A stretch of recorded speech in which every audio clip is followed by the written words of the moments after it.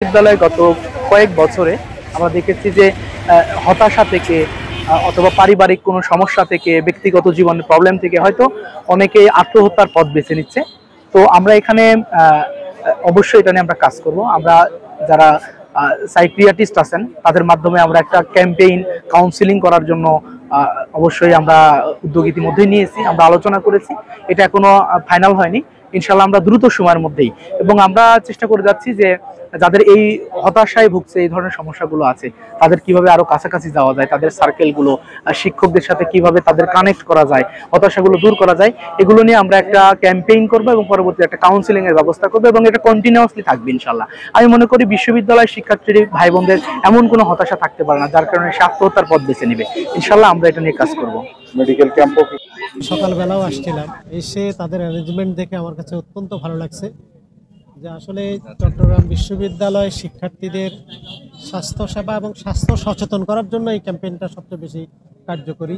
সবচেয়ে বেশি ভালো লাগছে যে আমাদের শিক্ষার্থীদের উপস্থিতি, আমাদের মেল শিক্ষার্থী এবং ফিমেল শিক্ষার্থী আমরা একযোগেই দেখলাম যে তারা অনেক বড় অংশগ্রহণ এবং তারা স্বাস্থ্যসেবা নিচ্ছে এবং এই স্বাস্থ্যসেবা নেওয়ার মাধ্যমে আমরা তো ওই চট্টগ্রাম মেট্রো হাসপাতালের পক্ষ থেকে 18 জন ডাক্তার বিভিন্ন স্পেশালিটির, এই যে মেডিকেল স্পেশালিস্ট, তারপরে কার্ডিওলজিস্ট, নেফ্রোলজিস্ট, তারপরে গাইনোকোলজিস্ট, পেডিয়াট্রিক, বিভিন্ন স্পেশালিটির 18 জন ডাক্তার এবং 6 জন নার্স আসছে। তারপরে কিছু মেডিসিন লইয়েরও আর স্টাফ হল আসছে এবং আর যে বিজনেস ডেভেলপমেন্ট টিম তারা অভিজ্ঞ আসছে। আর চট্টগ্রাম বিশ্ববিদ্যালয়ের সেন্ট্রাল স্টুডেন্টস ইউনিয়ন এই তারা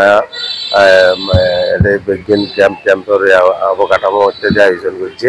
তো আমরা ডাক্তার হল এখন সন্ধ্যা পর্যন্ত প্রায় 1700-র উপরে ছাত্রছাত্রী পেশেন্ট হিসেবে রেজিস্ট্রিভুক্ত হইয়ে এবং তারা বিজ্ঞানের প্রাইমারি চিকিৎসা সেবা দিব ডাক্তার হবে।